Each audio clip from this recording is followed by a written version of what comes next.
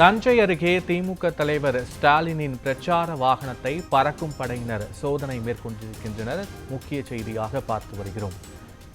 இது தொடர்பான விவரங்களோடு எமது செய்தியாளர் அன்பழகன் இணைகிறார். வணக்கம் அன்பழகன், விவரங்கள் என்ன?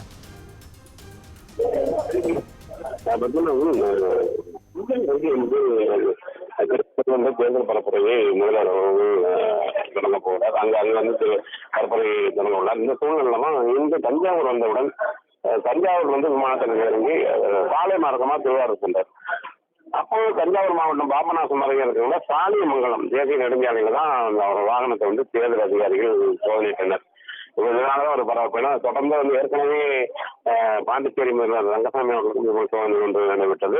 அதே போல துணை முதல்வர் உதயநிதி சோதனை ஏற்பட்டது. இது வழக்கமாக செய்யக்கூடிய ஒன்றுதான். இந்த ஒரு சூழ்நிலை அனைத்து வாகனங்களும் சோதனை செய்யும் பொழுது முதல்வர் வாகனங்கள் அங்கு வரும்பொழுது முதல்வர் வாகனத்தையும் தடுத்து அதிகாரிகள் சோதனை செய்தனர்.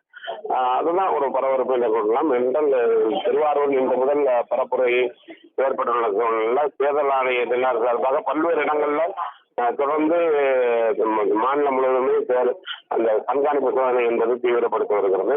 இந்த சூழ்நிலை அனைத்து வாகனங்களும் ஒரு சிலர் ஒரு சில வாகனங்களை மட்டும்தான் நிறுத்துவார்கள் என்று கூறிய நிலையில முதல்வர் சென்ற வாகனத்திலுமே அந்த காவல்துறை அதிகாரிகள் சோதனை நடத்தியுள்ளார்கள். அந்த பறக்கும் முறையினர் சோதனையில் ஈடுபட்டுள்ள காட்சியை நம்ம பார்க்கிறோம்.